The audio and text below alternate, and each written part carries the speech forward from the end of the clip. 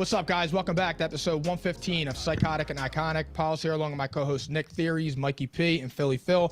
Thank you to everybody that's tuned in to the live stream tonight. If you haven't done so already, please go ahead and share it. Thank you to everybody that likes, follows, and subscribes to all of our platforms. Mikey P, let's ride. Let's hide more like it with that group. But anyway, episode 115 of Psychotic and Iconic, powered by Playmaker, is brought to you by PrizePicks, daily fantasy made easy. Also, right now we're live at the Props Network at propshq.com, where you need to go and subscribe and keep up with all of our football coverage all season long. You do not want to miss what we have going on here at P&I. And what are we wearing, as usual? Fantastic fabric, so come get yours today. Fantastic fabric, courtesy of IPP Pressworks, Cherry Hill, New Jersey. If you want P&I merchandise, DM us for pricing and details. Also, I have to caution you, we are using a new camera over here tonight. The camera that is looking at the two fellas in front of me, okay? Handsome motherfuckers. So I need to ask for your patience. We're freaks too. don't forget about that. You left that out. You can't leave that out. Apologies. The audience needs to know we're freaks. So these are facts, but I need to ask everybody for their patience tonight in case there's some latency issues here and there. It is for the better of the program here. We're trying to give you the best technology possible. So bear with us when we try out this new upgrade. And if the camera happens to fade out, we will address it during the show. Just so you know, we're cautioning that right now. Yo, actually, audience, how's the camera right now? Like, is it bouncing around? Yeah, give us some feedback. Yeah, right now, because right now it bounces around. Yeah, real shit. Whoa. I knew that was going to be said. Yeah. Yo, Godfather, are we dropping any frames? Answer in the chat, please. I know Godfar's going to answer. Yeah. But we'll keep. He just did. He said he wants a mug. He said, "Where's my mug?" So That wasn't the question. Godfar. Shot. It's P&I shot o'clock over here. We will keep an eye on that in the chat. Last thing. Next episode is Tuesday, 8 p.m. We will recap week 7, okay? But we have a lot going on. There is a game that's about to start. We got to give you our picks. So, Philly Phil, do your thing. hit that shit. Pause. Let's rock the mic here, man. Let's rock the mic, baby. It's fucking football, baby. Let's go, baby. Thursday night football. This is the best fucking content you're going to see on the net on a Thursday night game. So everybody that's watching right now, please share the stream. Tell a friend and tell a friend. Tell your hoes, tell your mistresses. I don't care who you tell. Just spread the word that we're the best fucking podcast on the net, and this is the best content you're going to see on the net year-round during football season. So what the fuck are you waiting for? I love rock, it. baby. Thank you, Nick Theories. Spot rock. on. Okay, there is a game starting in 5 minutes.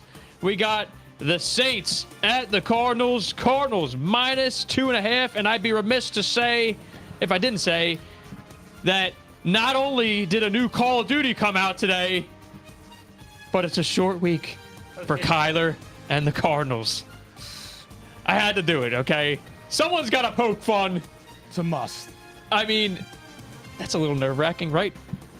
And Andy Dalton is also, what, 0-11 on his last 11 primetime games? Yep. Correct me if I'm wrong? Yeah, 0-11 in his last 11 on Thursday night.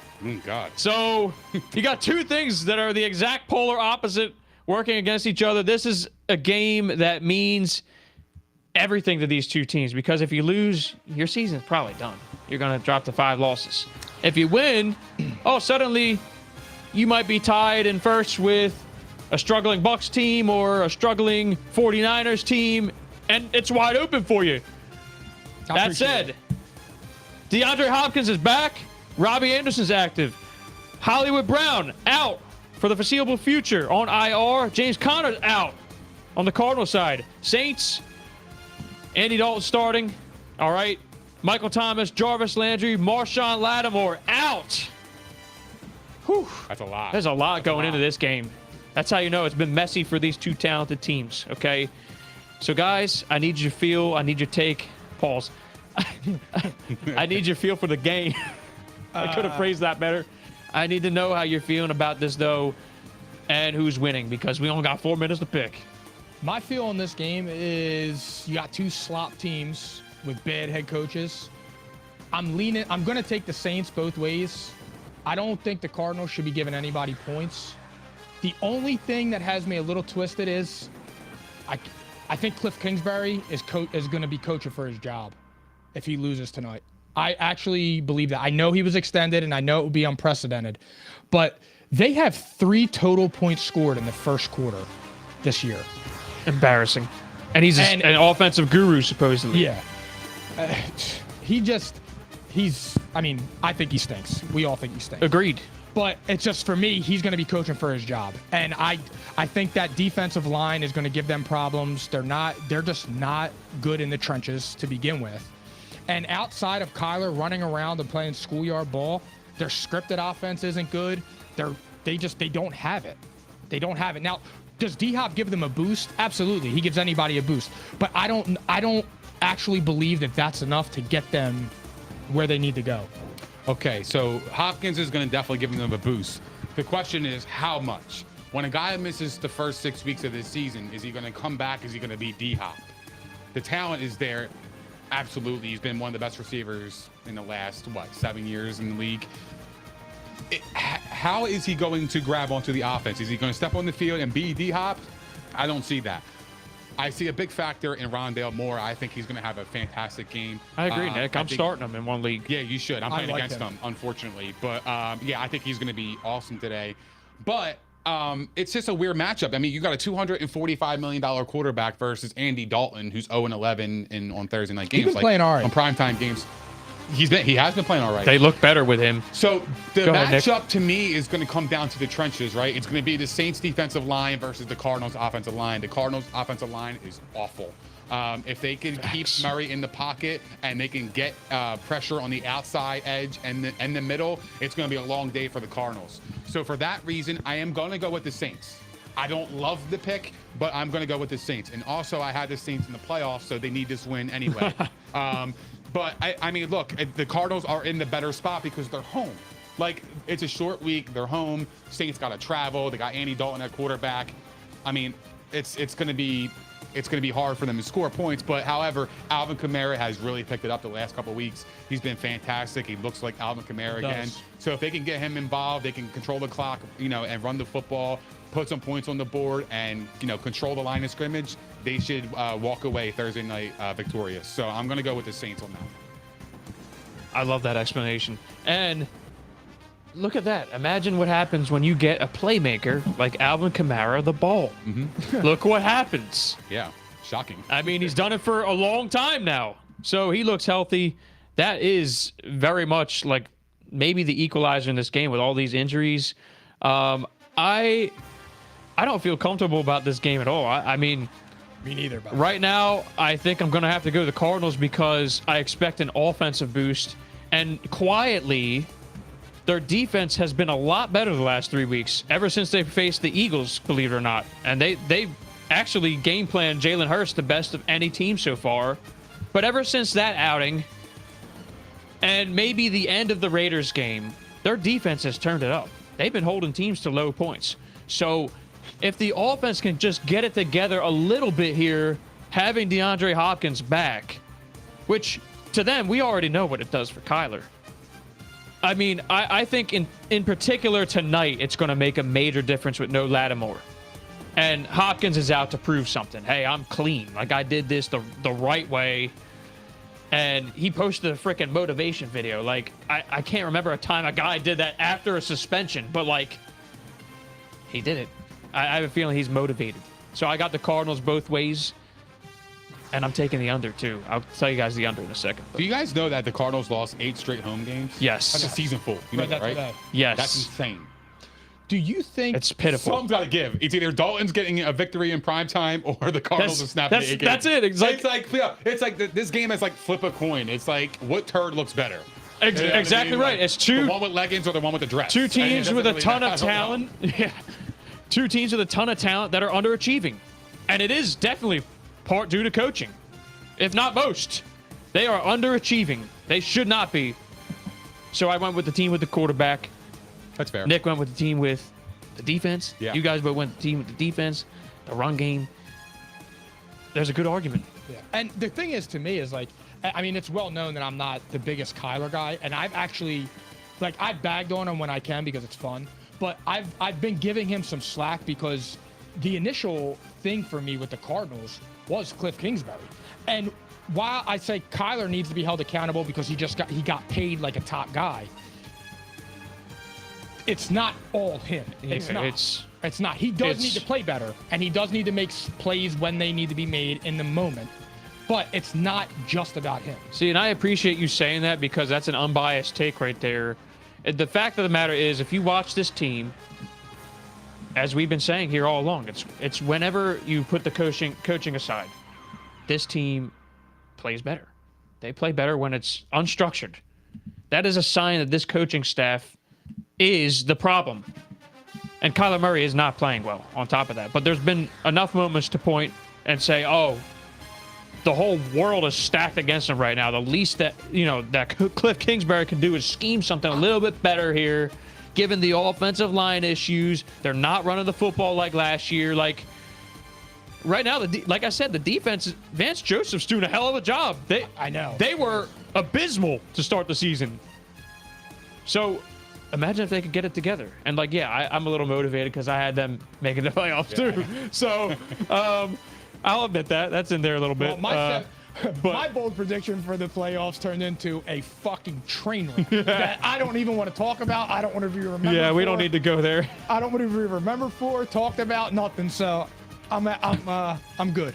But the under for this game, guys, it should have been. Oh man, what happened here?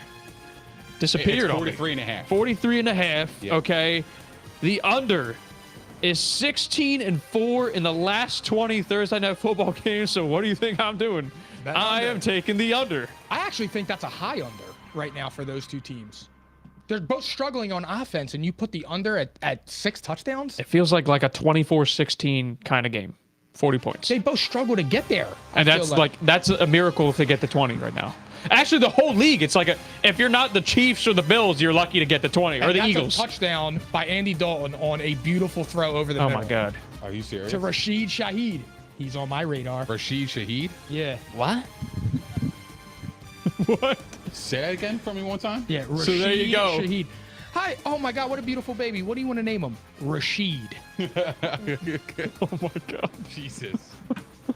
Oh, my God. And that is a sign that we need to move on. And, yeah, by the way, I agree with you that Kingsbury's on the hot seat. Like, 100%. He said he's open to ceding the play calling duties. He should have done that yesterday.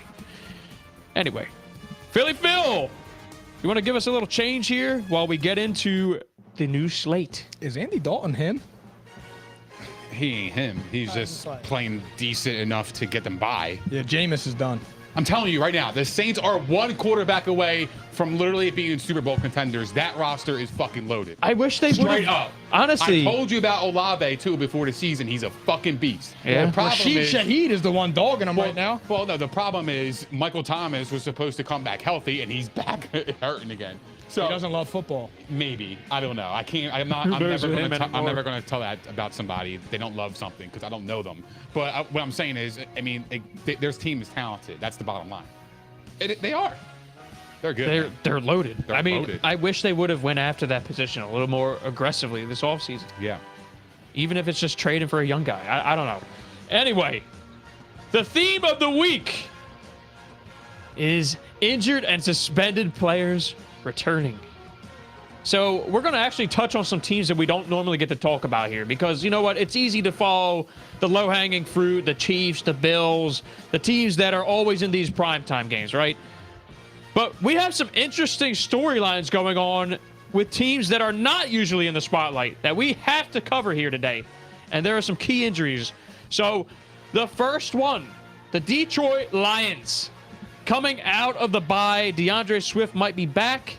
Facing the Cowboys in Dallas. Dallas is favored by 7. Dak was cleared to play. All signs are pointing towards Dak starting the football game. Okay. So, how do we feel about this one? Because, I mean, the Lions need this. The Lions are 1-4 right now. It doesn't feel like it because they've been scoring a ton. But they need this desperately. The Cowboys, on the other hand, if you want any shot at the NFC East, you got to win games like this. And Dak, by the way, to have to fend off the Cooper Rush talk next week if he fails. Here's the problem. He's not.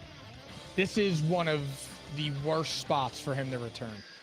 Because not only are they coming off of a bye week, they got blown out in embarrassing fashion the last time we saw them. Dak Prescott is going to be rusty. It's going to take him a week or 2 or 3 to get himself together, football shape, spinning the football, things like that. It's going to take time. This is a bad spot for them. I'm all over the Lions this weekend. All over them. I love the game. You got him outright? Yeah, absolutely. Oh, man, I'm so torn right now. Yeah, I got them outright. I want to pick them so badly. I really do. I am. I'm going to take the Lions as well. And everything he just said is just factual, bro. Like, and that's not even hating the Cowboys. That that is an honest assessment. Dak has to come back from the injury, and he's got to score points because I feel like, you know, the game against New England, you could throw it out the window. Which one? Who, for who? The Lions. Oh, yeah. When they got smoked 29-0. They were hurt. The first 4 games, they have the best offense in the league. I expect them to return to that form after the bye week. I love that point. And the Cowboys coming against, just coming against a crushing defeat against the Eagles. Whenever you lose to your rival, you feel crushed. You're going to feel crushed. But Detroit gets to rejuvenate itself, and I see that here. And I believe they're playing it in a dome. Detroit's used to that, right? They played it in the dome every single home game. True. So I like this spot for Detroit. I think they're going to come hungry. I think they're going to bite kneecaps. I think Dan Campbell is going to have them boys ready, and I'm taking Detroit all day long. Give me them both ways. I want to join you guys so badly, but you know what? Like, I have to go with my gut here. You're picking the Cowboys? Yeah, fuck the Cow pukes. I mean, look, there's some interesting stats here. I'll tell you, like, Detroit on the road off of a bye right now, 6-3-1 straight up in the last, I think it's 20 years. 9-1 against the spread on the road off a bye. So, like, that's a pretty favorable stat right there. But on the other hand, Jared Goff has lost 8 straight games straight up to teams averaging less than 20 points per game. The Cowboys are one of those teams. Just interesting nuggets. But, like, I mean, I feel like Dak needs this game so badly. He does. And I do think he's going to be rusty, but I think they're going to pull this one out with defense. And actually, I think that they should be able to run the football in this game. Give me Dallas. Detroit on the spread. So disappointed. I always pick against them, too. I'm and now this is 2 weeks in a row. I am giving this team the benefit of the doubt. I had them on the spread last week, right? Yeah. This is their last chance. I will never pick them again if they fail me here. I hope they let you down. I want them to. Not for any other reason. So I can rag on them next week. Exactly. That would be regular. Fam. That would be Dan regular. Campbell told us, what are the 2022 Detroit Lions going to be? It's going to be a team that can and a team that will. And they will. They will on Sunday at 1 o'clock. They are coming to Dallas to spank some booty. They are. They're going to, I'm telling you, bro, I love the Lions this week. They're my I really want them to win, man. Yeah. I really do. They won't let you down. So, guys, I have a couple follow-ups here. I got a facts or cap. And I have to say this, even though we love this man. If Dan Campbell loses, he goes to 1-5, all right? Facts or cap? Dan Campbell is on the hot seat if the Lions lose this game. Depends how they lose. I'm going to say cap, but it depends how they lose. If they get blown out again, that's facts. Good point. I like that. I'm saying cap. I think he has that locker room. I think the Lions' biggest weakness is their defense. If they could build that defense through the draft, through free agency in the next year or two, they're going to be very, very good. Yeah. And look, Jared Goff, call him what you want. He's been playing really good football. Yes, but he has. I don't think he's their franchise guy. So, if they can get a quarterback, a franchise quarterback, and build that defense, they're going to be very fucking good. Because Amon-Ra St. Brown's a beast. They got great wide receivers in Jameson Williams from USC in the draft. He's awesome. He's been hurt, but he's been playing great football soon, when he is healthy. They got DeAndre Swift, who's an RB1. They got TJ Hawkinson, who's a good tight end. They just need to button up that defense, and they will go places. I believe in Dan Campbell. I believe he has that locker room. So for me, I'm going Cap. Yeah, I'm going Cap. I'm going to just pretty much echo those sentiments. I'm also going to say one thing about the Lions that no one knows. Their offensive line is literally, it has been one of the best in the league for a few years, and we just don't get to talk about it because the team has been losing games. Yeah. Period. But they are a phenomenal unit. There's a reason why Jared Goff can sit back in the pocket and deliver right now. I mean, we know about this guy. When he's got the surroundings, he can play a little bit. Yeah. So right now, if he's playing a little bit, it indicates the surroundings are pretty damn good. Sure. I The mean, defense just sucks. he took the Rams to the Super Bowl. Yeah. Yeah. I mean, he's having a very good statistical year. I like Dan Campbell too, though. I'm saying Cap. And, you know, Well, I mean, look, I think they fight every game. It's just that I agree. the defense is really working against them right now. Exactly. It's unfortunate. But anyway. I mean, if their defense was just middle of the pack, they would be 3-2. Probably 4-1 to be honest. Like they're talented. They were in the Eagles game. They were in. They would be in the division in the hunt. Seahawks game. Look. That's 2 games right there. They were in those games. Dan Campbell has that locker room. I don't think he's ever lost it. I think they genuinely believe in it. If you watched Hard Knocks, you would see that his team really rallies around. They rally around him. They believe in his message. He's a psycho. When you believe in the coach's message and you can get on board, you're going to play for him, and that's what they do. Unfortunately, they haven't been successful, but that time is coming for this team. I'm very confident in that. They just need to learn how to win. It takes time to build culture. They got to learn how to win games. Exactly right. Like, they're in every game, but they got to now win the game. It takes time to build a culture. Yeah. does. And he's building the culture. It does. Yeah. Yeah. No worries about Dan Campbell from P&I. One last thing, though. This is going back to the Cowboys side because we're worried about chemistry. There's been players talking about how they were rallying behind Cooper Rush. There's been media members saying, you know, Steve Young, for example, quarterback guru, who I happen to respect a ton. Love Steve Young. Steve Young is like, a few weeks back, you know, Dak can take notes from Cooper Rush. There's been some people out there saying some things. He's smoking wet now. I don't know. But Yeah. I love Steve Young. He's you one know, of my favorite players growing up. I loved him. He knows the game, bro. yeah. Look, there is pieces of everybody's game that you want to take from them. Like, you're learning. Dak is still learning, and he's still evolving. He's still a young quarterback. So if Cooper Rush is doing one thing that Dak is lacking, he can take away from something. What is that? Get the water? I'm not No, saying- probably I'm taking not saying plays that are talent-wise. just there, and Dak is Right. probably I'm pressing. not talking about talent-wise. Talent-wise is out of the water. Dak blows him out of the water. Yeah. But what I'm saying is maybe like the way that he carries himself in the huddle, or just takes the dump off instead of forcing throws. Like, there are some things in his game that he probably could take away from him. Like, Steve Young is not going to go out on a limb and say something crazy and put his reputation on the line for Cooper Rush. Yeah, So exactly. he knows what he's talking about when it comes to that. So I'm not going to give him any flack on that. Yeah, there's some sort of takeaway from it. Sure. You know? So, It's not a slight. And that's the thing. It's like people are taking it as a slight. It's not a slight, man. Like, there are some things in your professional life that you want to take from another coworker, but you might be a better overall worker for the company, right? Like, but there's some traits that you see in your coworker that you want to implement in your ability to make you a better coworker. You know what I mean? Like, there's always ways to grow. I don't know. My office is pretty shot out. I get it, but I'm just trying to give an example. I know got what you, mean? yeah. Like, I'm trying to articulate it in that way so people understand. well said, well said. But that's how I feel about it. I think people are taking it as a slight, and I don't think it has to go there. Yeah. Yeah, so the question is this, guys.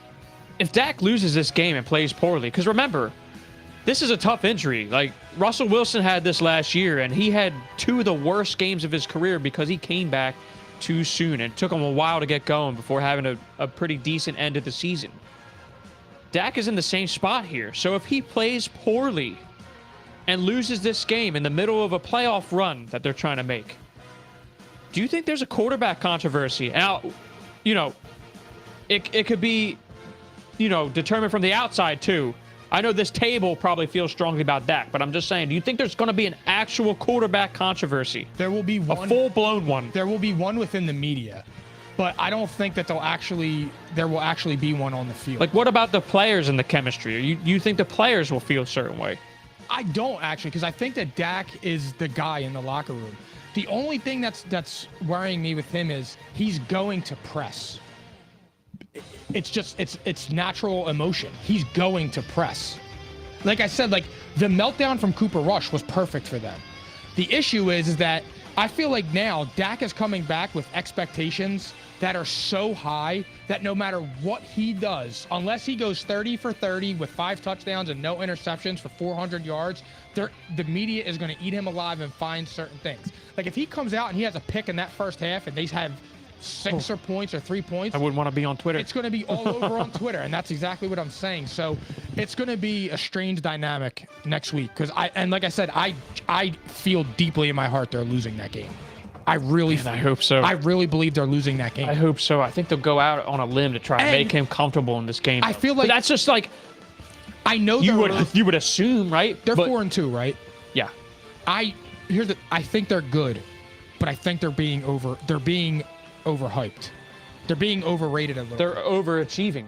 And honestly, and Skip Bayless said this, and he's right on this. They're talking about them getting Dak back like they're getting back Patrick Mahomes. And that's the problem, is that they're putting the expectations on him like he's a top 3 quarterback. I believe he's a top 10 quarterback, but I don't believe he's a top 3.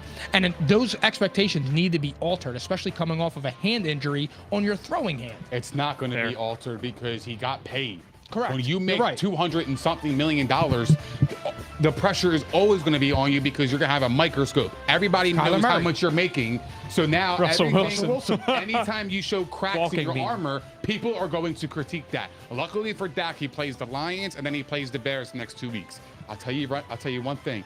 He better beat the Lions because their next 2 games after Chicago, they play Green Bay and they play Minnesota, and then they play the Giants, and then they play the Colts. So that's 4 pretty decently hard games. They are hard games. They have to win these next 2 games to avoid a controversy because the media is going to blow them up if they lose to the Lions, they beat Chicago, lose to Green Bay, and lose to Minnesota, because then they'll be floating around 500.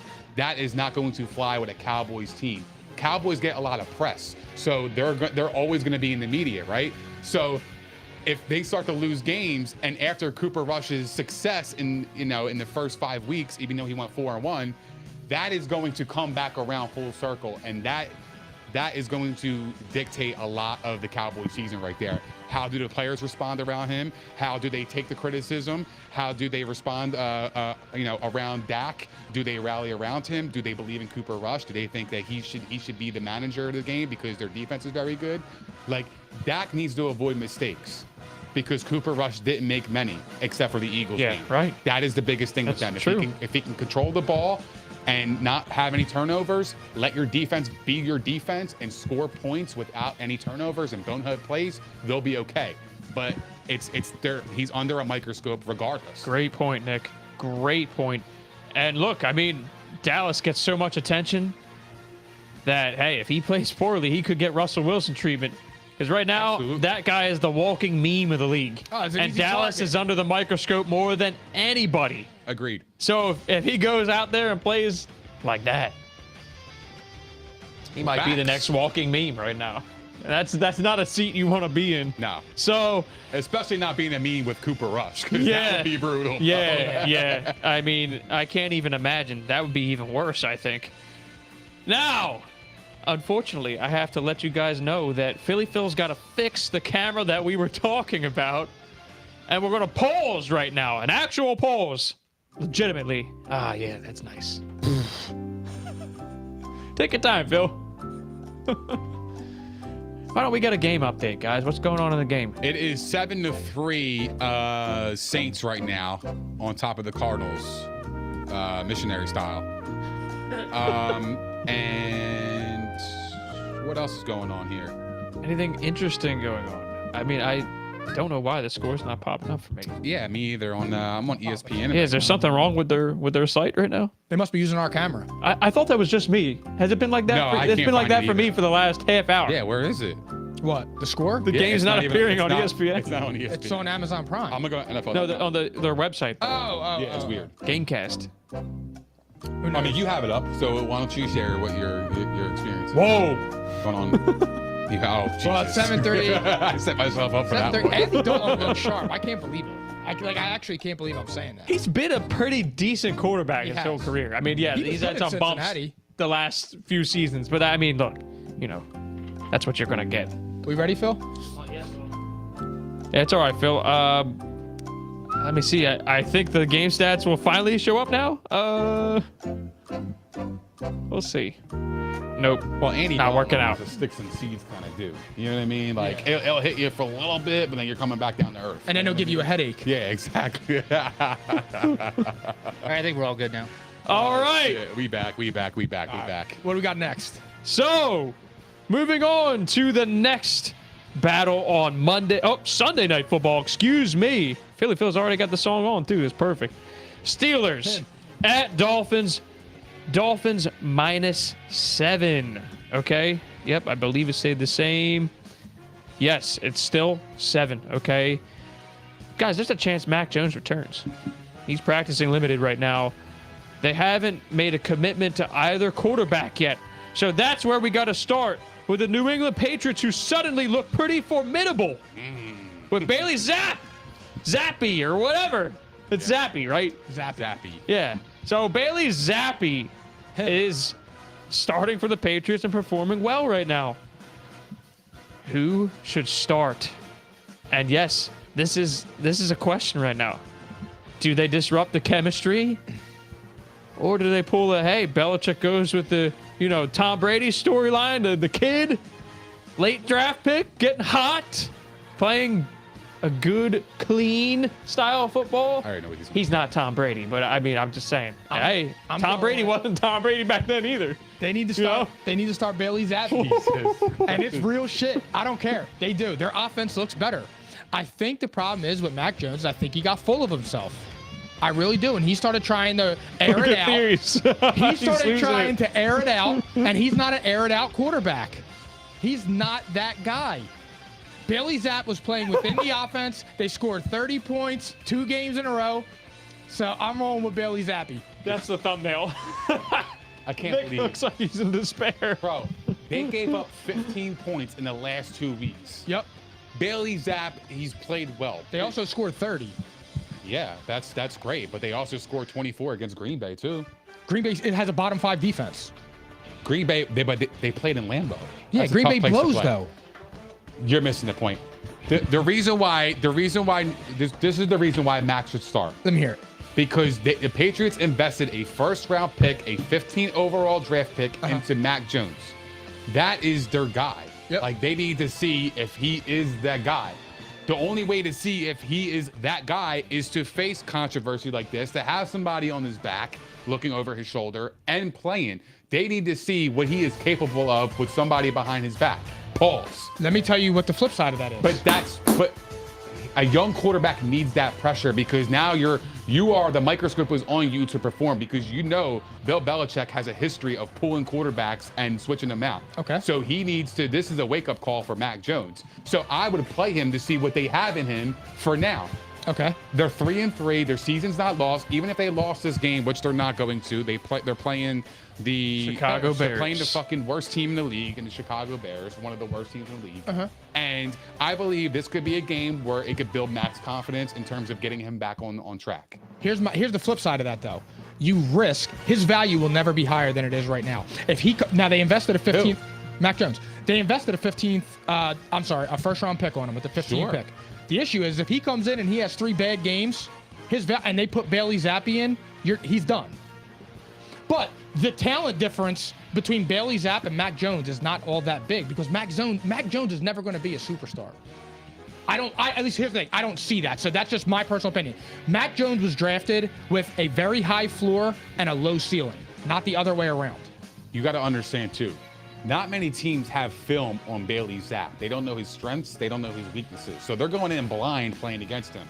So he's able to thrive based on that. True. You know what I mean? That's a fair point. That definitely helps people. I agree. I'll give you that. That's a good point. That's why I would roll with Mac, to see what you have in Mac Jones. Mid. If he's not the guy, you can move on, because you have Zappe in the background. You have that. Well, you got to give him a chance. He's your first round pick. You got to give him a chance. Well, and he took you to the playoffs He took you last to year the as a playoffs. rookie. Correct. When it was very much unexpected. But the other thing is this is, I mean, I think what the Patriots learned was what style of play they need to play. And perhaps they kind of went away with it because the talk all offseason was, oh my God, Mac looks like he's breaking out. He's running the offense very well. They're going to pass the football more. That worked out And great. I think what we learned here was the Patriots need to change their style with Mac in the game. They need to get back to being that team that can run the football the way they are right now, or Ramondre Stevenson, who looks phenomenal. Like, he looks like a surefire lead back in this league. And he's shown signs of it, but they should commit to him, get the run game going, and Mac Jones will be fine. I think he can run the same style of offense, be a solid game manager who has an above-average arm. And Tyquan Thornton kind of broke out in a big way. Yeah. Mac has the arm to get him the ball downfield. I just think it's more of a philosophy shift from the team. They learned they had to just do it differently, and they proved that they could be a winning football team with the formula they used with Bailey Zappi. But do you want to know why I disagree on that, honestly? Because I think that formula was there. But Mac Jones is trying to play outside of himself because I think he's ahead of himself. You got to do... Could be it, a little bit. You see him gritty in and then doing all this bullshit. I think Mac Jones got full of himself. It's And possible. I genuinely believe that. I think he's just having fun when he's gritty in. But look, this is why the Patriots are successful, and this is why they've been successful the last couple of weeks. They play old Patriot style football. You know what they do? They play outstanding defense. They don't give up a lot of big plays. They're a bend, don't break defense in the red zone. They gave up 15 points in the last 2 weeks. So they're playing good defense. They're running the football extremely effective, and they're moving the chains on short passes. They're not doing too much. They are doing what's necessary to put points on the board methodically. That is the Patriots' model of success. And they've done that earlier in Tom Brady's career, and that has allowed them to win Super Bowls. Their defense was awesome. They ran the football with Corey Dillon, and they made the necessary plays in the slot to Troy Brown, Deion Branch. They just moved the chains methodically. This is what they are doing now, and that is why they are being successful, regardless of the quarterback play. Do you think Mac is on a short leash?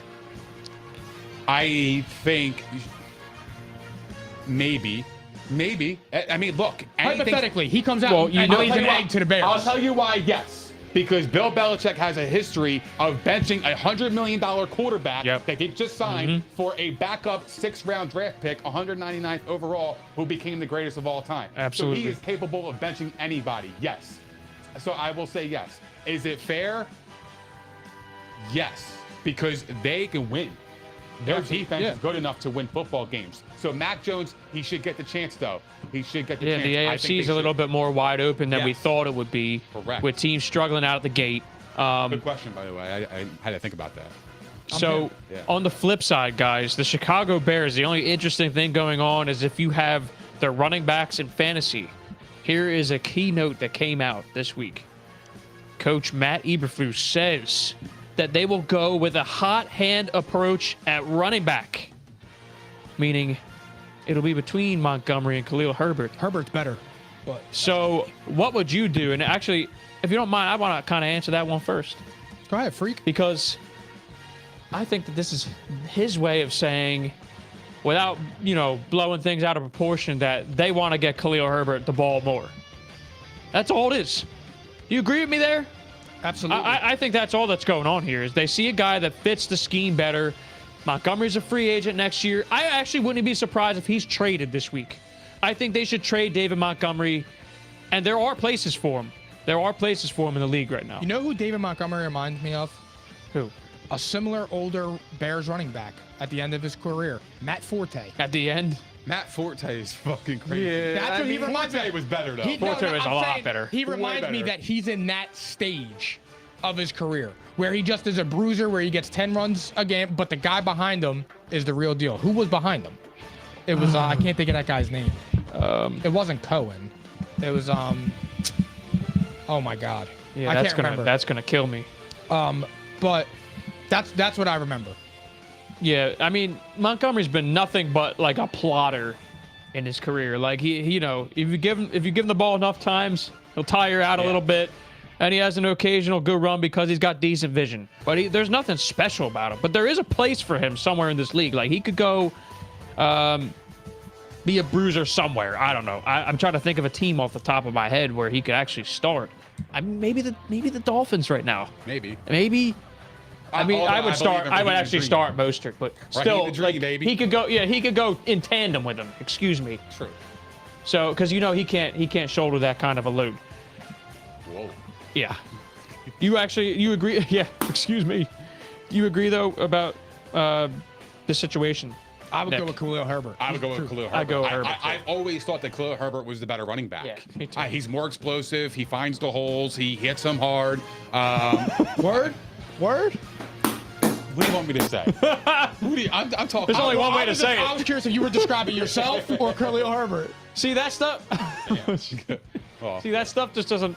It can't go by unnoticed at this table. Well, look, he's better. He's been better. He's just like you don't even have to watch the games. If you look at the fantasy points, I mean, it's like out of this world. Khalil Herbert produces, and even when you do watch him, like he just jumps out. Yeah, he's got some straight line speed when he gets going. Speed, yes. And Dave Montgomery does not. They need speed, and yeah, Montgomery is just like a slug, but he'll get you the tough yards. But every team needs that. Yeah. Every team needs a running back that's going to get you tough yards. I mean, look at the Buccaneers. They are literally struggling to move the ball on 3rd and 1 and 4th and 1.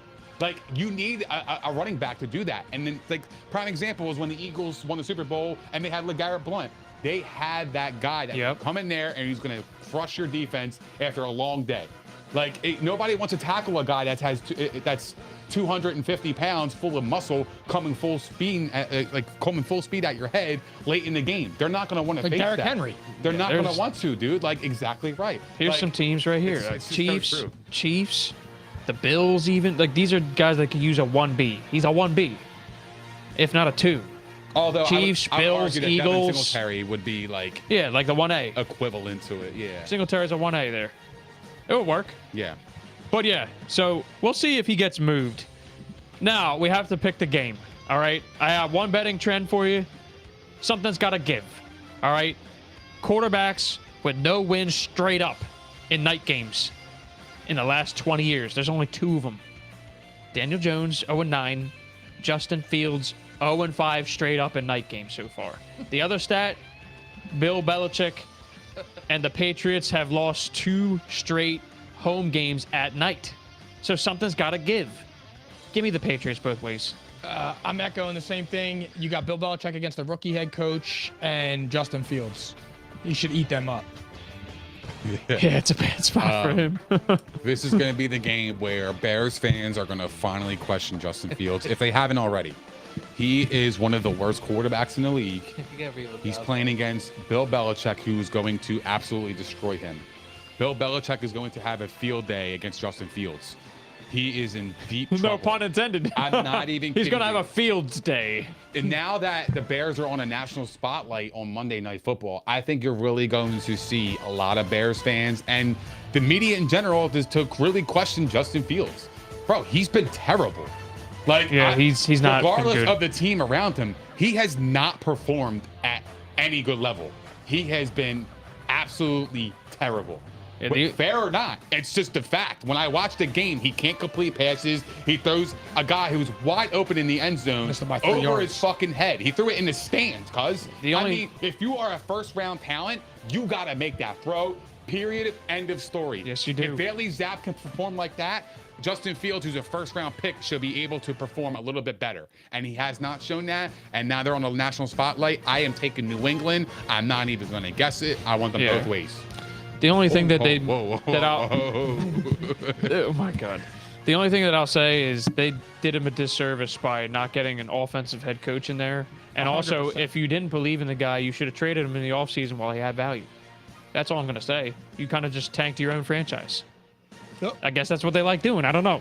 That's how I feel about Anyway, moving on. All right, 2 more spotlight games, then we're going to speed up and go through the rest of the picks. First, the Seattle Seahawks at the LA Chargers. There it is.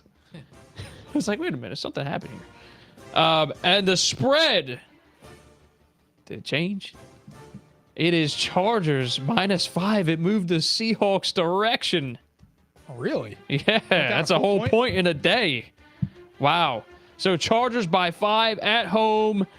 And here are the storylines. You're not going to believe this. The Seattle Seahawks are tied in first place in the NFC West. Do they have a chance in this game with Geno Smith? I don't believe so. I like the Chargers. I think they're going to begin to hit their stride. Justin Herbert, is getting better every week. I don't think the Seahawks are for real. I think it's just a division that's kind of mediocre right now. One thing I will say is that they have played okay. It's not like they're winning on flukes. They are actually legitimately winning games. If their defense was decent, they might be 5-1. Yeah. Their defense sucks. Their best game was in week 1. Obviously, high emotions in that game. Yeah. Well, their defense? Yeah, that was their best game, and it's gone major downhill since. Actually, I think their best game was actually last week against the Cardinals. They only that's a fair one too. Yeah. They're getting gashed though. True. Pretty much most of the time. I got the Chargers both ways. Bless you. Theories, you want to go next? Yeah, I'll go next. I like Seattle with the points, but I like the Chargers to win the football game. I think Seattle's one of those teams where they're going to play you tough, right? Like Geno Smith is able to get out of the pocket. He's going to need to, especially with Khalil Mack coming off the edge. I think that's when he plays his best. And I've seen some throws from Geno Smith when he escapes the pocket and he throws on the run. He's been extremely accurate and like to the point where I'm like, who the fuck is this quarterback? Is this Geno Smith? Late career bloomer. It's amazing to watch. It's unbelievable. I'm honestly rooting for the guy. I really am. He is easy to root for right now. Me too. I mean, look, they're playing with confidence. They're playing together as a team. I mean, their record could be a little bit better. I think they blew that Saints game. And their only bad game was against the Niners. And the Niners, they're right in it.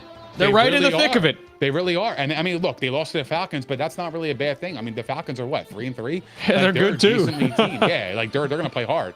But like I like the Seahawks to be competitive in this game. They don't have to travel much, which is also a plus for them. And I'm getting Geno Smith and 5 points against the Chargers, who look like a roller coaster this year. They haven't looked like the power offense that everybody expected. They have inconsistent so far. And I know Keenan Allen might come back, but can that disrupt the rhythm a little bit in between their offense? Who knows? But I just think that the Chargers are struggling right now. And I just think I like the way the Seahawks are playing. So give me the Chargers money line, but I'll take Seattle with the points. Nick, you'll like this stat then.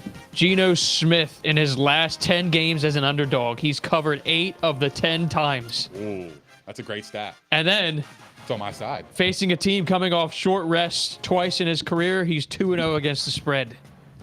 And also, just the Chargers have been letting teams hang around in games this year. That is their thing. Slightly. Although I will say, to Mike's point, this could be the game that the Chargers get back on track offensively.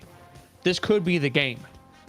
But then again, though, the Seahawks. Yeah, Seahawks. Yeah, I don't know what kind of sour I had. My shit. Anyway, the Seahawks know how to run the football, and they tend to keep offenses off the field when they do. So I am the same as Nick. I have the Chargers. I have the Seahawks on the spread. And I got a couple questions here. And these could be quick answers, really. Facts or cap? Geno Smith is for real. Cap. God, come on. Cap with a caution. Cap with an asterisk. Yeah, there you go. Pete Carroll has an underrated offensive system. I mean, maybe.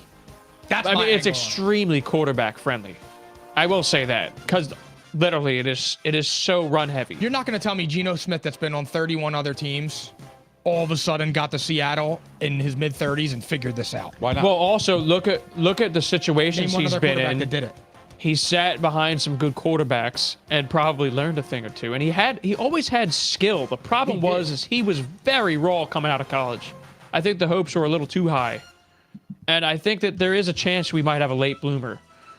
Okay? To this so magnitude? I'm going to say, like, with reasonable caution, I'm going to say facts because I see a guy right now that is accurate, making throws on the run, not making mistakes for the most part. I mean, he took a couple of bad sacks last week, but I can't even believe what I'm seeing. I can't believe what I'm seeing, but this has happened before. This has happened before in the history of this league. And I have no reason to say otherwise right now. He has not proven me otherwise. Even last week in a game where he was not necessarily doing as much as a passer, he still looked like he had control. If somebody would have told you before the season started, through 6 weeks, Geno Smith would look better than Tom Brady, Aaron Rodgers, and Russell Wilson, you would have told them that he was eating that too much acid. Yeah, I'd be asking you if we were in the afterlife or something. Seriously. Because they're literally, it's inconceivable, but that is the truth. That is the honest God truth. Like, he's been playing like a top 5 quarterback. Legitimately. There's actually few quarterbacks who've been playing better. So you mentioned some big names there, and I can't argue it. It's not even just Russell Wilson anymore. It is literally three-quarters of the league. He has a 73% completion percentage, 1,502 yards, 9 touchdowns, 2 interceptions, and 108 rating. If he keeps up this rate, he will be in the MVP conversation. Okay, so But I'll let Nick answer this before we get too mushy here. Because I say it with reasonable caution. Remember that. I said cat. well, let me ask you guys a question. What define for real for me before I give my answer? That is to your interpretation, I guess. I left it kind of open-ended. You understand my asterisk. I left it open-ended for a reason because I just want to make sure I'm being clear. I want to my see answer because I is don't he want a to come good off as stupid. I mean, look, Yeah, I just don't. for real to me, is he a good starting quarterback right now? And he is. This team is in first place right now. What? The Seahawks were by far the worst team going into the season. Who would have thought that By far! We're talking about a lopsided trade. The lopsided trade was the Broncos' end.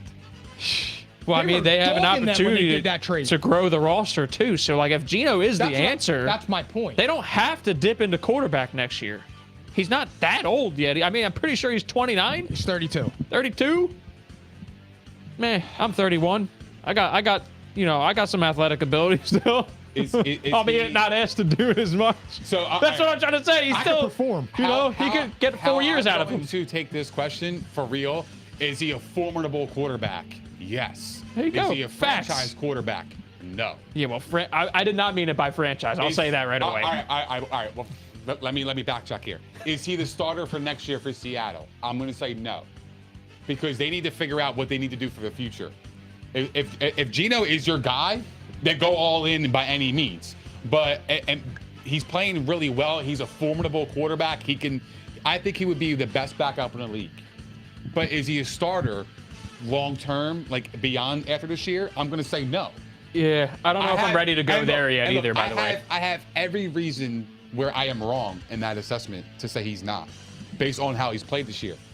But I'm looking at the history, man. Like, this guy could have just caught fire and, watch, 6 weeks down the line, he's 0-6 in the last 6 weeks. And then we're having a different conversation about who Seattle should take next year at quarterback. So it's still early in the season. It's October. I want to see Geno Smith perform like this in December, and then we can have a different conversation. Yeah, I'm not ready to go into next year either, by the way. I'm saying right right now. But next year, though, it is interesting because the one thing that I pointed out about Seattle in this offseason is they looked like a team that did not want to rebuild. They traded their franchise quarterback, but nothing else that they've done the entire offseason indicated that they were rebuilding. They looked like they were retooling, which is weird. And they wound up keeping DK and Tyler Lockett and pretty much everything else. So that's like interesting. The worst thing Seattle has ever did in the last couple of years, 2 years, was trading for Jamal Adams. Yeah, that horrible was the trade. honest. They got the Jets. Shout out to the Jets because they completely put their ski mask on and they robbed the fuck out of the Yeah, look at how it's turned out for the Jets. They've been nailing all those picks They too. got 2 first-round picks and they got a 3rd-round pick for Jamal Adams, and he has been nothing but hurt and he's been a disappointment For a safety. It's a shame. Yep. So Unbelievable. I know. It's just crazy to me. But that's where they went wrong, because you could use those first round picks to build your defense, to fill your offense, build an offensive line, get a quarterback, do all those things. But you got rid of your capital for a fucking safety. Yeah, So it's just unbelievable. crazy. It doesn't make any sense. It's unbelievable. Bro. It's insane. Yeah. Like, Yeah. I mean, come on. Agreed with you there, Nick. Moving on. Philly Phil, last main slate game before we get moving on all of the other picks. And this one actually has some life to it now. The AFC South is alive again. All right? The narrative has totally turned around in the last couple of weeks. We got the Colts at the Titans. The Titans have had their number. The Titans are favored by 2.5. It's a low over-under of 42.5, okay? So these two teams are actually battling it out at the top right now. The Colts have the tie. So, and the Titans were on a bye last week. Jonathan Taylor might be back. All right, that's one thing. And then the Titans coming off of rest. So I need to hear your take on this, guys. And I also will ask some follow-up questions after that. I'll be short and brief. I love the Tennessee Titans this week. Give me them both ways. Coming off a bye, I think the Colts are horrible. I think they haven't really found their identity. Jonathan Taylor has been battling injury all year. Who knows how healthy he is. I just like the Titans. They're playing good football, coming off a bye. I love them at home. I am taking them all day, and I am back on the Tighten up, bro. This team is fucking good, yo. They are very scary. They're one of those teams where they can run the football in late December. They're going to be a problem. Yeah, you know what, Nick? They started to show some life offensively last game. Yeah. You know why? And, go ahead, Mike.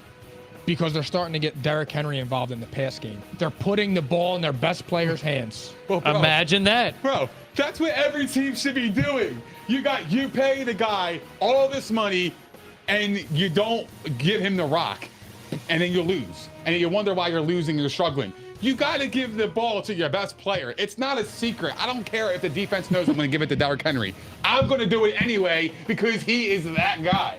He's our engine. And you can't stop him. He is our guy. We pay him all this money.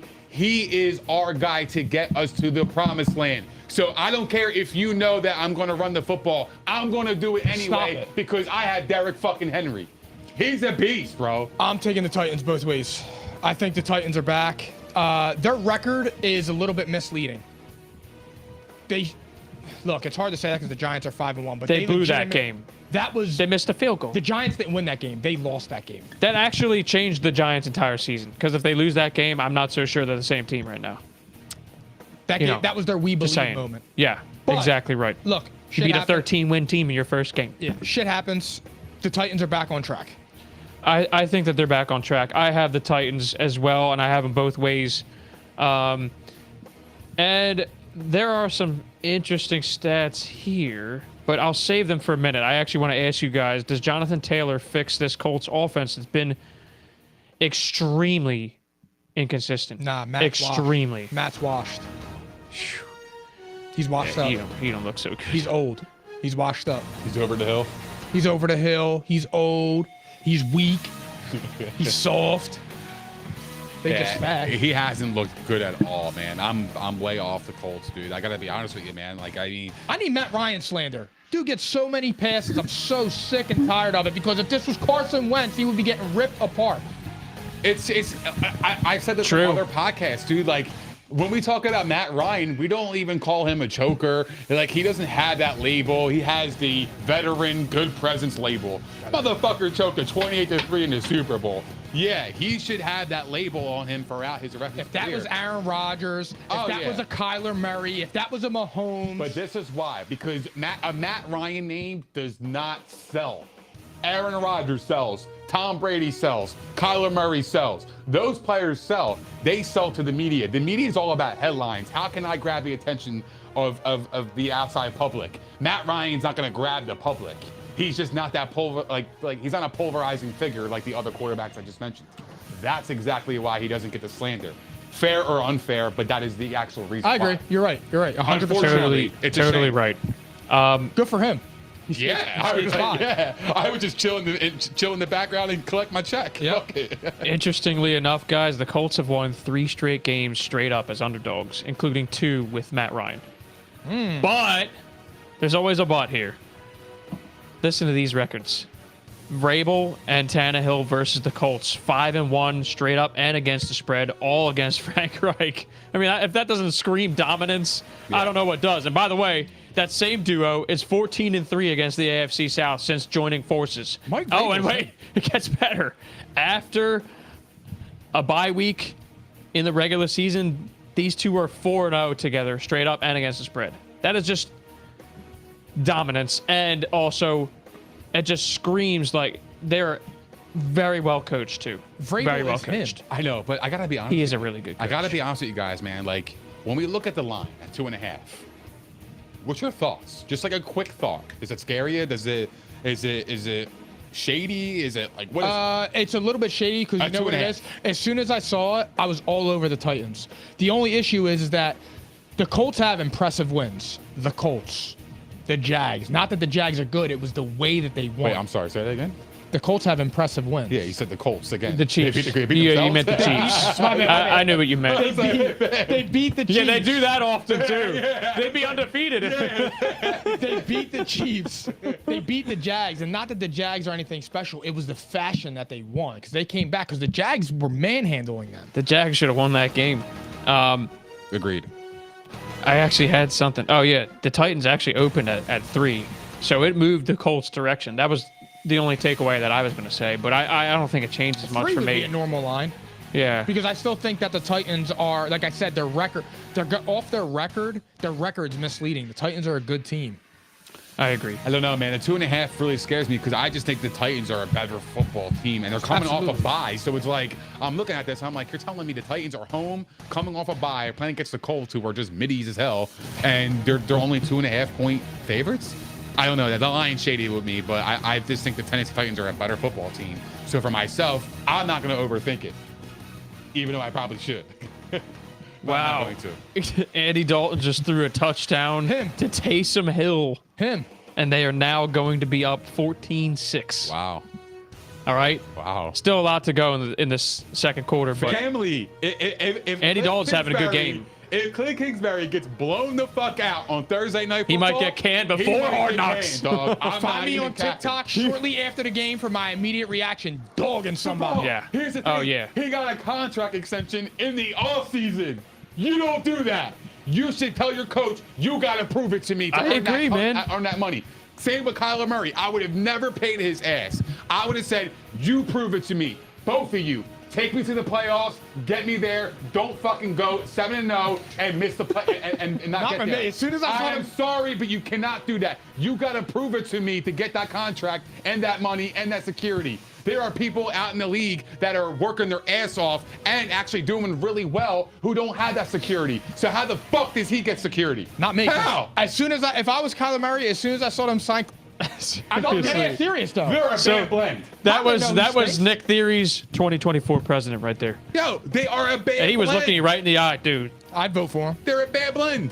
They are. They're not mixing At well. least you can They're- put a I was sentence inspired together. when you said that. I'm At just least you- saying. I would vote for you in 2024. And- At least you could put a sentence together. Oh well, that's true. but here's the thing. But here's the thing too. Like I don't want to go back to the Cardinals, but what I'm saying is like, you're not helping Kyler out, bro. Like, I he's know. running for his life every fucking play. So what do you want him to do? Seriously. You traded a first-round pick for a wide receiver. Exactly. Trade your first-round pick and get him some protection on his blind side so that you have a 3-foot-tall quarterback. Exactly. It Protect doesn't make him. any sense. Protect him. They don't help him out. They don't help his Unbelievable. cause. They got to put him in the best place to succeed as an offense, and they don't do that. There is a lot of like miscommunication with Kingsbury and Murray. It's just a bad blend. It's a bad blend. I'm not convinced with this team.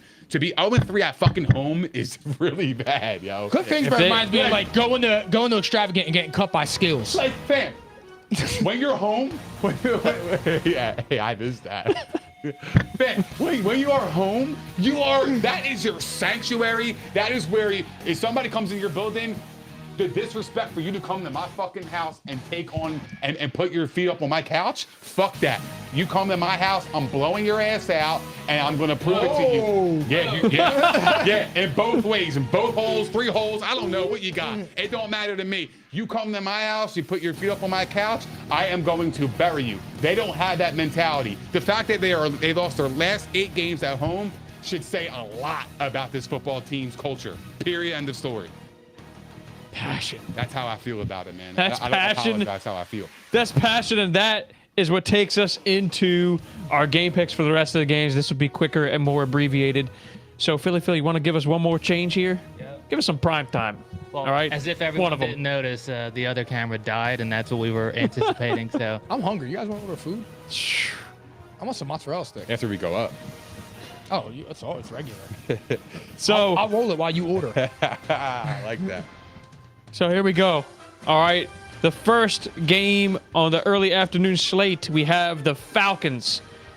The 3-3 Falcons, by the way. They're interesting. At the Bengals, 3-3. Bengals by 6.5 right now. Guys, what do you have? I'm taking the Bengals both ways. I think the Bengals, as Nick alluded to on Tuesday, they're in kind of not must wins, but they got to get some wins. And I think it starts this week. And I think that it's about time that the Falcons finally drop a covering. Oh, wow. Yeah, I just picked up on that. It's bound to happen. Man, And I think this is the week it does. I don't know. I mean, you know what's crazy is they're literally the 3rd team in the last decade to start 6-0 against the spread. And then since 1978, only 4 teams have started 7-0 against the spread. So, like, they're on the verge of history right now. I don't know if they'll be able to do it. I do like the way that they're playing, though.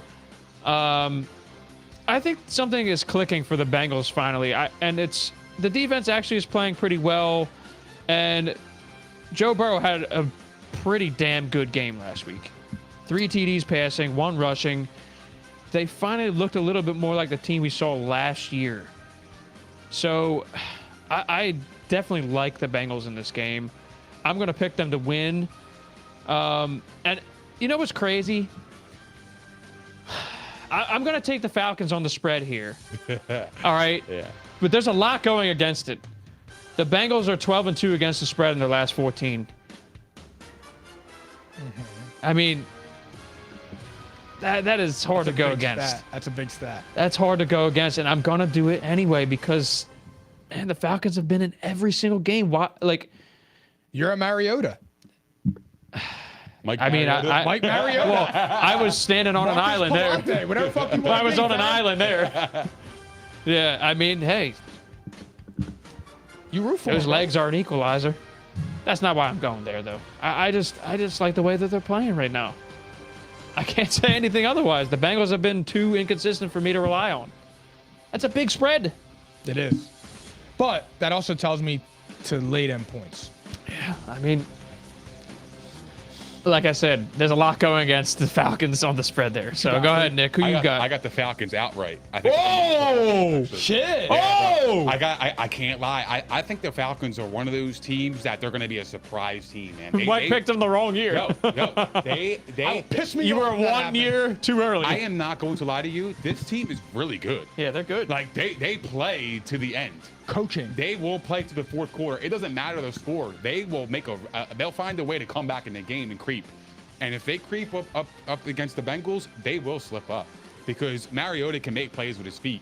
And that guy Zacchaeus, that wide receiver, Gets loose. Family, yo, he's been all right, yo. He's got wheels. He's got wheels, I man. know. And the Bengals defense has been. Man, Kyle Pitts scored. He scored this week. I didn't know he knew how to do that.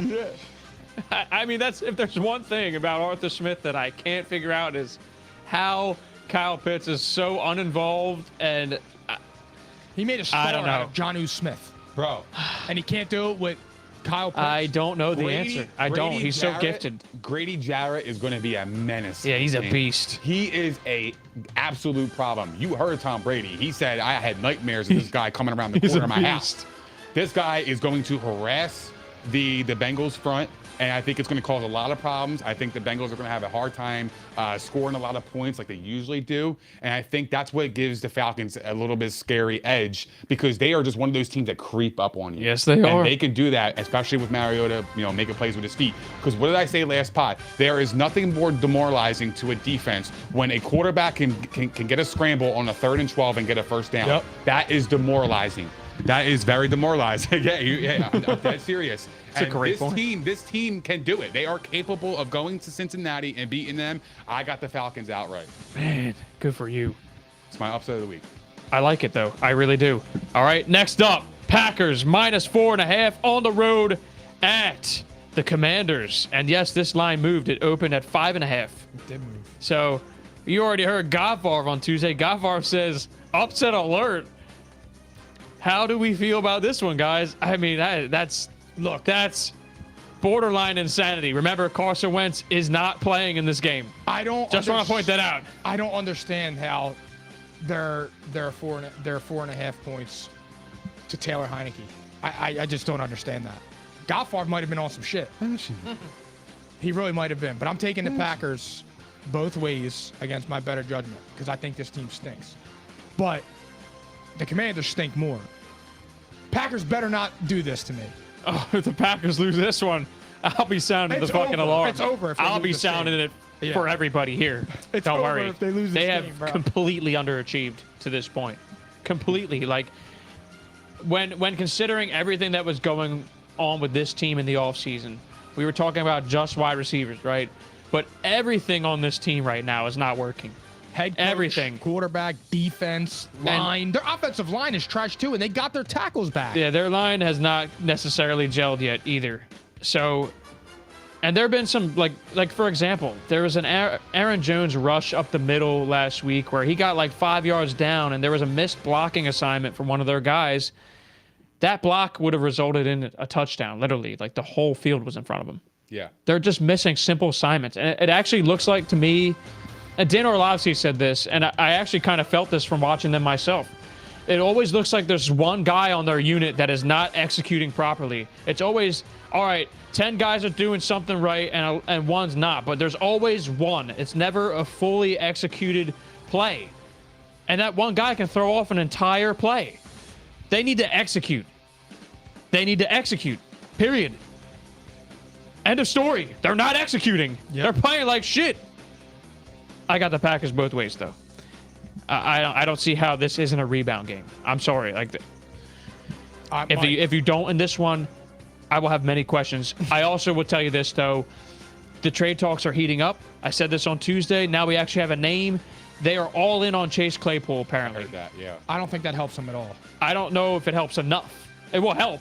But, like, you're banking on a guy who consistently does not live up to his talent ability. I think he's ass. I don't think he's ass. He's but- got a ton of talent. He does not show up every game. And So he's I ass. question if he's like Juju, honestly, with the dedication, you know. Is he Juju light? Like, you know, he's more talented than Juju. Chase Clay ass. Yeah. Nah, I'll do that. He ass. Clay ass. It's crazy.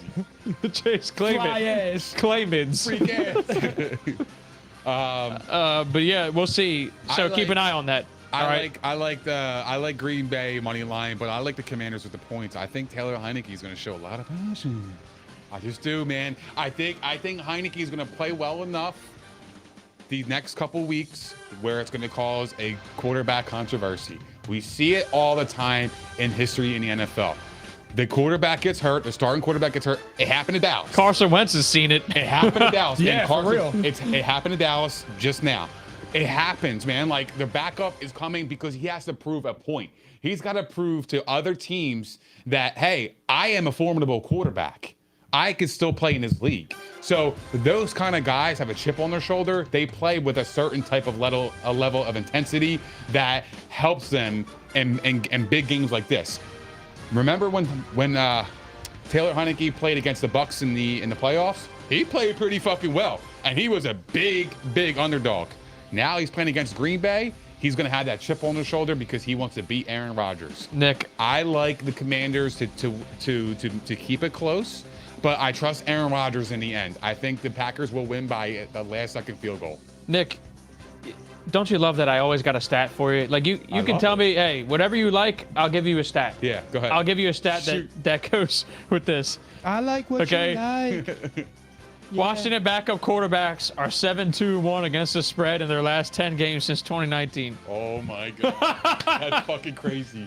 That's a great stat. I'm ready for you. Like, pause. I'm gonna bet Extreme pause. I'm gonna bet the Commanders this weekend. Me too. I'm gonna bet them on the money line in one of my parlays, just because. Don't say I made you do it. That's all. But let's. I can't lie. I have a weird feeling about this game. I do. Oh, God. If Taylor Heineke beats Green Bay and beats Aaron Rodgers, There will be chaos. I cannot wait for Tuesday's pot. It's going up. Guess where I'm going next, though? I'm going to the Buccaneers next. Let's go, baby. This is a get-right game. The Buccaneers minus 10.5. No, it moved to 11.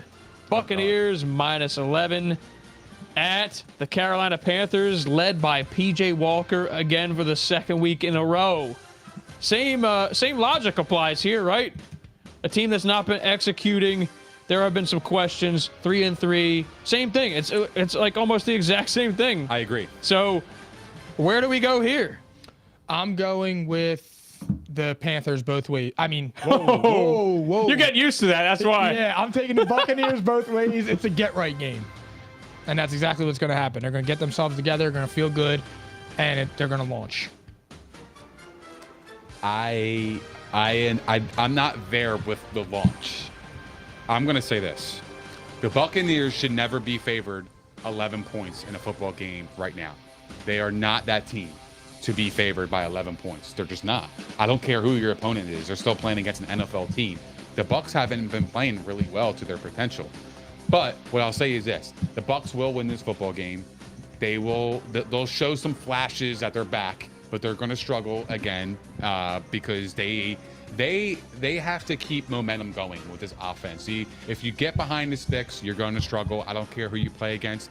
This team is not playing well enough to command 11-point favorite. That's why you should bet them. No, you would have said that last week and you would have lost. That's exactly what I'm talking about. So they're not there yet to command a double-digit favorite over any team yet. I will take the Panthers with the points, but I will take the Bucs to win the football game. I'm doing the same thing, Nick. That's what I'm doing. And really, I'm just not convinced that they can blow a team out right now. I think that they're having an identity crisis, and they don't know what kind of team they want to be right now. I think that they would love to throw the football, but they can't because they can't run the football. So you got to figure out what the hell's going on. I'm sure that they'll be better than what we've seen so far. I think this is a win. But the Panthers kept it close last week. Maybe they do it again and the Bucs take over in the fourth. I don't know. We'll see. But I got Bucs Carolina as well. Okay. Giants at the Jags. Jags by 3. I believe that held up. Yes, it did. Jags favored by 3 at home against the 5-1 Giants.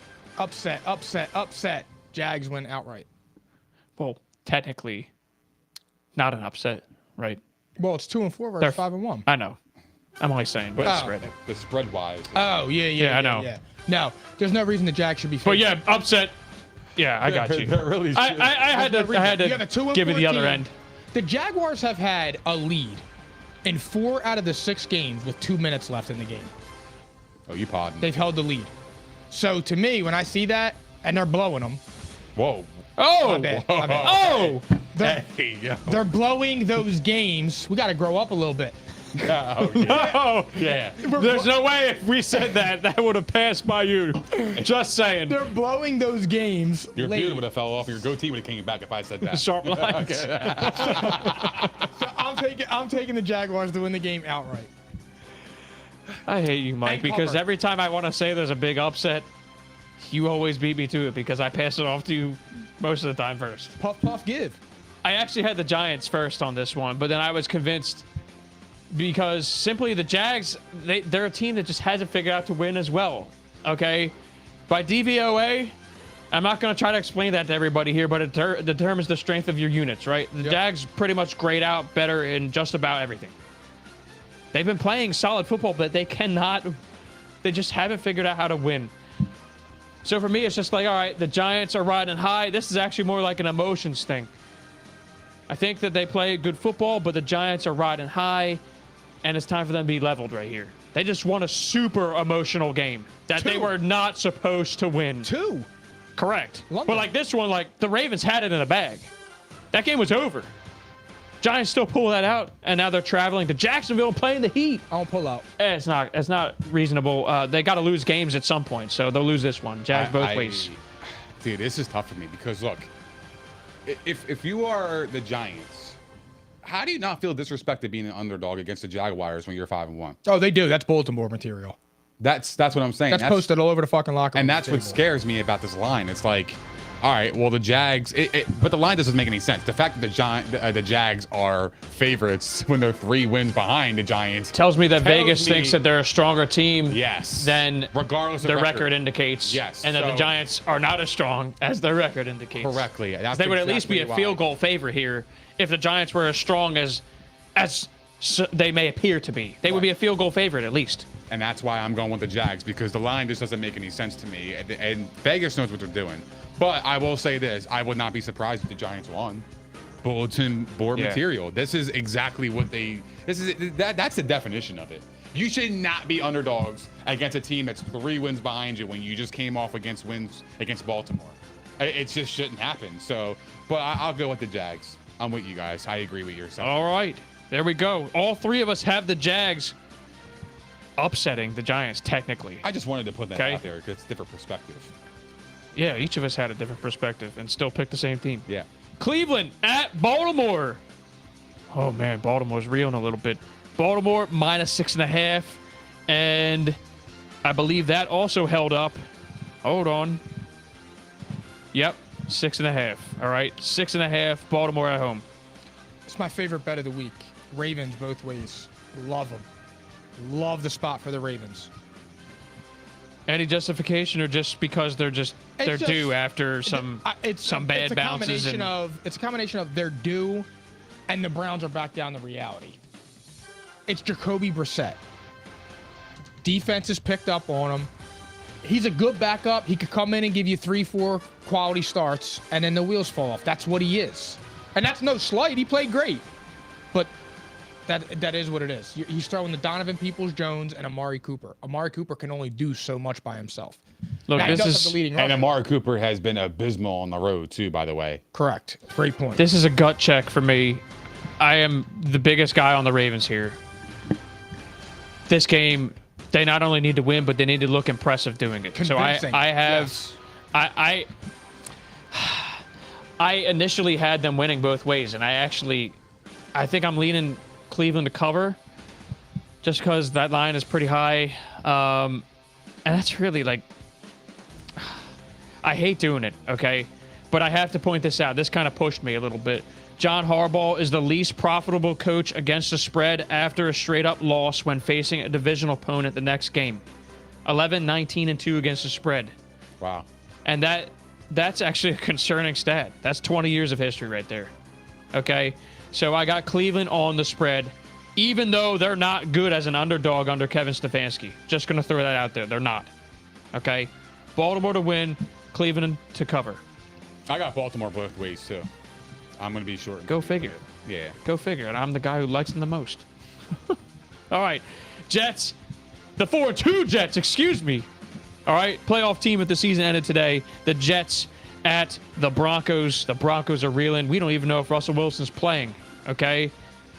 We do know that Melvin Gordon's starting, according to his coach. Yeah. We already know how Nick feels if you saw on TikTok. Yeah, all right. Go check it out. So, how about this one, guys? Great facts. That's what I do. What do we got? Oh, did I not say the line? I'm sorry. Yeah, no, that's all good. Broncos by 1. Okay, so I said this on Tuesday. I don't know if the Jets are good, but what I do know is the Broncos stink. So I'm taking the Jets. I don't have a ton of faith in the pick. I'm trusting Robert Saleh is an excellent defensive coach. Nathaniel Hackett is a putrid head coach. So Facts. For me, that's kind of where I'm going. Zach Wilson in the offense ain't really been doing much, so it's not even like that. I just think that the way that defense is humming, I think they'll be able to get after Russ, cause problems, and he'll be able to outsmart Hackett. This one I hate because I love the way the Jets are playing. The Broncos need to win more. Um, They're the more desperate team, but I'm going against what I stand on to pick the Jets. Yeah, I to mean, be honest. they haven't faced a defense like the Broncos yet. I'm concerned that Facts. Russell Wilson's not going to play, even though I know he's playing like garbage. But would you rather have Russell Wilson or Brett Ripien or whatever? Probably Ripien. Yeah. Come on. We'll cook up a nice meal at least. And all the stats I have, I'm Mr. not- Stat Guy, it's all pointing Jets. I'm even going to say this, too. Most rushing TDs the last 3 weeks in the NFL, the New York Jets with 8.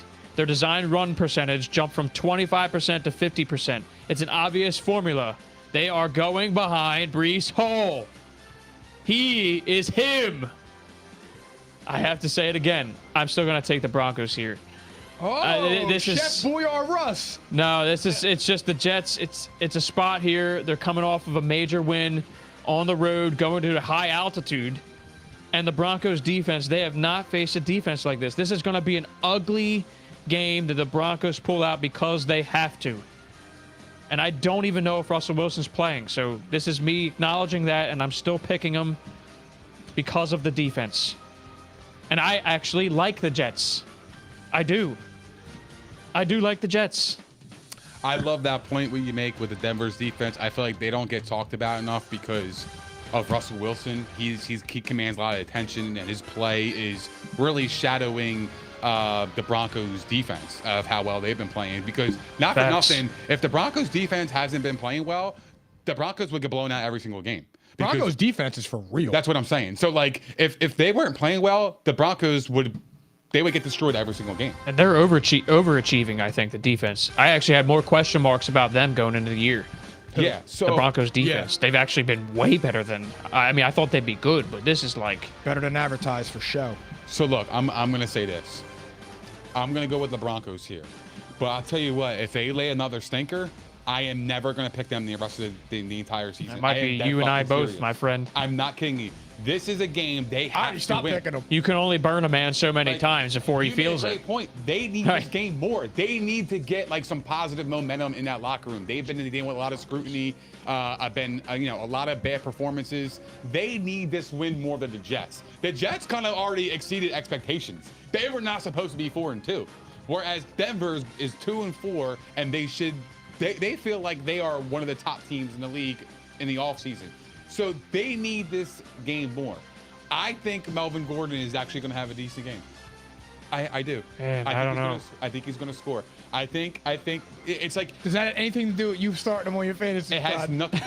You don't even know if I'm going to start him. We don't. Excuse me, I forgot. Everybody's I know. benched right now, so I need to evaluate throughout the week. So what my point is, I think hate he's you going to so much. score this week because anytime a player has a chip on their shoulder and has something to prove, it feels like they do it, man. Like the great ones always have have something to prove. I'm not saying he's a great one, but he's a talented enough player, and throughout his career where he can get it done. Like he could do good things in this offense, and that's what they're missing. They're missing consistent running game to open up the play action, which Russell Wilson has built his career on. He's built his career on the play action. If they can run the football effectively, they are going to win this football game. And I believe this is my last chance with them, but I will take Denver. Yeah, I don't love the pick. I don't have any confidence in it, but this is the last time I'm taking Denver. If they fucking fail me, I will never pick them again because they are making me look terrible. they're making you look terrible. They're making me look tenfold terrible. I So got the Saints too, bro. let's be real there. All right, Texans at the Raiders. Raiders by 7, and that also held up. Okay, Raiders by 7, coming out of the bye. The Raiders. Both ways. Both ways. Both. With an F. Theories. This is your team, man. Are they back? You got the Raiders. I got the Raiders, both ways. This is the get right game for them. And then here comes the Raiders, bro. Yo, that's how. Yo, you know what's crazy? They should have beat the fucking Chiefs. They should had have. that game. If Devontae Adams catches that ball, they are lining up for a game-winning field goal with Daniel Carlson, who has been money this year. And They he was blew it, nailing that man. field goal, and he was sending Patrick Mahomes home with an L. That is so true. That's why I'm going with the Raiders. I believe in the talent more than the Texans. I will go the Raiders, baby. So get this. Derek Carr's lost 5 consecutive games straight up and against the spread off a bye week. Last 20 years, Raiders 5-14 against the spread off a bye week. Last 4 games off a bye for the Texans. 3 of their last 4 they've won. Straight up. I got the Raiders. I got the Texans on the spread. Shit. I mean, that's insane. Come on. Wow. Yeah. Derek Carr better not play like that. I know. Just saying. He better not. Especially off a bye. All right. Next up, Chiefs. Favored by 3 at the 40. Oh, excuse me. It's 2.5 now. It moved. All right. Chiefs by 2.5 at the 49ers. So you mean to tell me a team with measly Jimmy G just got blown out by the Falcons? We have no respect for Jimmy G. He fucking stinks. Patrick Mahomes, the almighty, the best to ever do it, behind the back. I see what you're doing here. Left-handed throws, all I that. see what you're doing. This is gross. He's only a 2.5-point favorite against the 49ers. Can I just say something? The media and Vegas loves the 49ers. Just putting that out there. They like them a lot more than me. Even with that defense. Something smells fishy and it ain't my ass. I'm taking the Niners to win outright. Wow. Can we bet on this one? Absolutely. I got the Chiefs. Because I'm confident in it. I mean, Really good. God bless you, man. I like the Niners. That's a good spot for the Niners. In terms of like what? Like just the storyline, the points? They got blown out. Is the line what indicated to you that the Niners were going to win this football game? No, because I liked the Niners before I saw the line. What made me like the Niners? What made me Both like these the teams Niners? coming off a big loss. Both coming off a big loss, but the Niners got smacked around. And I believe that Kyle Shanahan will have them ready to play. Jimmy G hasn't played particularly well. This could be and the Chiefs defense hasn't been too good. They've been all right, average. I think that Jimmy G I think they could do it. I really do. I like the 49ers in this spot. When Mahomes is not a 3.5-point favorite lifetime, remember I said this a few weeks ago and he capitalized. He's won 8 of his last 10 in those games, 13-3-1 against the spread. I'm going to go with Patrick Mahomes. Even though Jimmy G, after losing by double digits, happened 4 times, he's 4-0 against the spread and straight up the next game. There you go. I did that for you. He's him. I did that for you, even though Himmy Garoppolo. I gotta go with Patrick Mahomes. That's his new name. I'm going Mahomes, bro. I'm sorry to hear that. I'm going Mahomes. They lost a game that they had a chance to win. Yo, like I said, Himmy Garoppolo. If look, I like Jimmy G though. Like this is not Jimmy a slight G. to Jimmy G. This is the Chiefs coming off a loss. They are almost virtually like unstoppable coming off a loss. And Putting the hex on him. no, maybe. But here's the thing with the Niners. They are struggling to run the football. Last game they played, they struggled to run the football. You got to be able to run the football against the Chiefs. You have to, because then you open up Deebo Samuel, you open up Brandon Ayuk, Kittle in the passing game. You open them up? In the passing game, yes. Jesus Christ. I can't say shit up here, man. like, what do you want me to do? What I'm saying is, you open up the passing game for them to allow them to be successful. But the Niners need to run the football. If they cannot run the football, it's going to be a long day in hell for them. And I see that with the Chiefs. The Chiefs are a good football team. They have Andy Reid, who I trust way more than Shanahan. I like the Chiefs in this spot. Give me the Chiefs both ways. All right, last one. Sunday Night Football. Steelers at Dolphins. Tua is back. All right, the Dolphins are favored by 7 now. All right, this is a 2-parter, and this is how we're ending the show tonight. First, need to know your picks. Second, I need to know if you think Tua will play at the same level he was pre-injury. All right, / do you believe in the Dolphins anymore? They lost all 3 games without him. So, this is it. This is the last one. I know I said the team is going to rally around Tua, and they will. But I think he's going to be a little gunshot. And they're not going to have sympathy for him. Mike Tomlin is going to get after him. And I think the Steelers win. Wow. 2 in a row. I do. Wow. Genuine gut feel. Because I think the story's not going to be so much about the Dolphins. The story's going to be more about Tua coming back.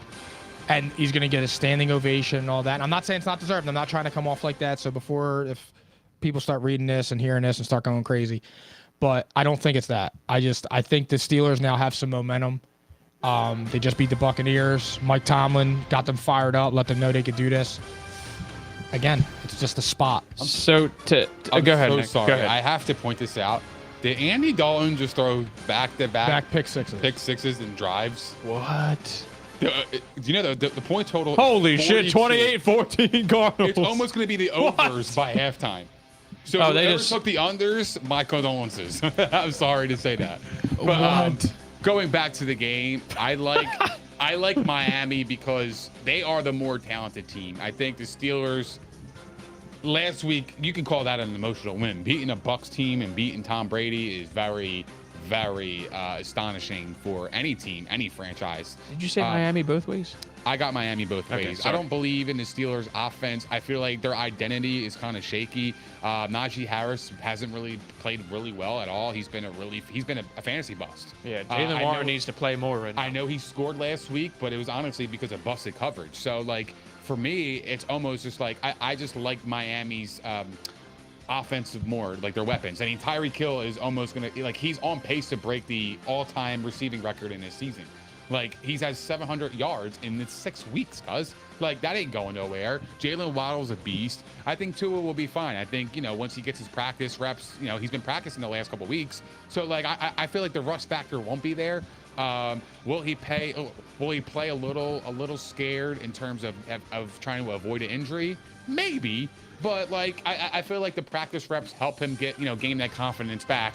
And I think I think Miami's going to win this game. I think they're the better team. Yeah, I got Miami. I got Pittsburgh on the spread. Miami's won their last 5 night games straight up as a favorite. Wow. On the other hand, Steelers 0-7 straight up in night games as an underdog of a TD or more. That's going back 30 years, guys. And then that's not counting the fact Mike Tomlin 9-17 against the spread since 2017. That makes him the least profitable coach in the NFL in those games at night. Wow. Also hard to believe. So I don't know why I just picked him on the spread, other than I think there will be rust too, Mike. Okay. That's it, everybody. A lot of info, man. We went crazy. Info packed. Yep, we did our thing. All right. Philly Phil, thank you very much. Does Andy Dalton have three interceptions at halftime? Yep. This is what I'm saying about the Saints. Still has a 101 rating, too, somehow. They are a fucking quarterback away, dude. They were up 14-6, and you gave them 20 points. Try telling you, big dog. What do you mean you tried telling me? Did you pick the Cardinals? Some dog shit. You picked the Cardinals? No, I picked the Saints. Oh, well, then what are you talking about? Well, I can't stand Cliff Kingsbury or Kyler Murray. So I got to pick against Okay, well, I picked the Saints because those are my playoff team, but Jesus Christ, they're looking really bad. They are quarterback away. You give them a quarterback, nobody would want to play them. There's that Arizona defense. Oh, God. On God. You give this team a quarterback, nobody would want to play the fucking Saints. I'm telling you, bro. Proceed. We'll see. Proceed. I know. Arizona's I know defense. football when I see it. Come on, I'm big hungry. All right. Ladies and gentlemen, thank you for joining us again tonight. Apologies for the new camera struggling a little bit. We'll have to evaluate its performance, right, Phil? It's good. We just need to charge it a little bit. We just need to plug it into the wall. We have to get that from Amazon. There you go. That's it. All right. So, performance was good when it was alive. All right. P&I episode 115, powered by Playmaker, was brought to you by Prize Picks Daily Fantasy Made Easy. Also, we were live on the Props Network at propshq.com, where you need to go over and subscribe to us right now and keep up with all of our football content for the rest of the NFL season. Last but not least, what are we wearing? Fantastic fabric, baby. If you want some, In the game. it comes from IBB Pressworks, Cherry Hill, New Jersey, and we could hook you up if you DM us for pricing and details. Next show, Tuesday, 8 p.m. You don't want to miss it. Week 7 recap. Theories. Take it away. Take it away, baby. Thank you guys for hanging out with us. We appreciate all the love, support, and the comments. If you guys haven't done so already, please don't forget to like, subscribe, and hit the notification bell on YouTube. We are also available on propshq.com, Spotify, Apple Podcasts, Google Podcasts, iHeart, Megaphone, Stitcher, And all that other dookie. Also, follow us on all of our socials. You do not want to miss any of our content that we post on Facebook, Twitter, Instagram, and TikTok. And we will see you guys next week at P&I, baby. Enjoy week 6, 7? 7. Jesus Christ. Enjoy week 7, everybody. Sour. That is sour. We were potting about week 7 the entire time. Over here questioning.